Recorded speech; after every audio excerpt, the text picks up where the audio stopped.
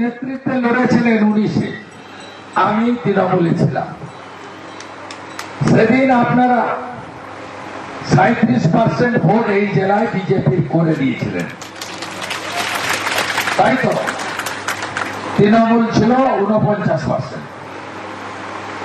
আমি আপনাদের সঙ্গে যুক্ত হলাম তপন মাইতিকে দেখে, মোহন সিংকে দেখে, সুকান্ত দেখে প্রাণকৃষ্ণকে দেখে, তাপস বাঁকুড়াদের দেখে, আরো অনেক ভাই আছে, স্বপন দাসদের দেখে। এই জেলায় 7টা সিট পেলাম, আমরা পেলাম 44%, তৃণমূল পেল 43%। কবেকার কথা বলছি? 21। 24 7টা সিটে অভিজিৎ গাঙ্গুলি, 7টা সিটে সৌমেন্দ্র অধিকারী, 1টা সিটে অগ্নিমিত্রা পাল এগরা, আর একটা হিরণ চ্যাটার্জি পাঁশকুড়া পশ্চিম প্রশাসনিক পূর্ব মেদিনীপুর জেলা। এই জেলায় আমরা কত পার্সেন্ট ভোট পেলাম? 49%, 49। টিএমসি কত পেল? 41। কমলো কারা? বাড়লো কারা?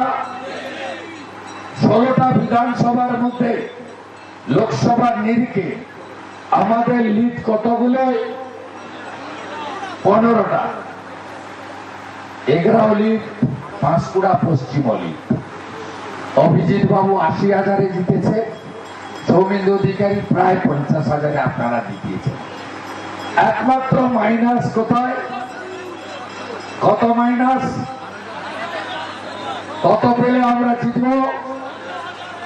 কত মৃত ভাব গেছে? গ্যাপ আছে। বাকি সন্ত্রাস করবে কোথায়? বড়াতে।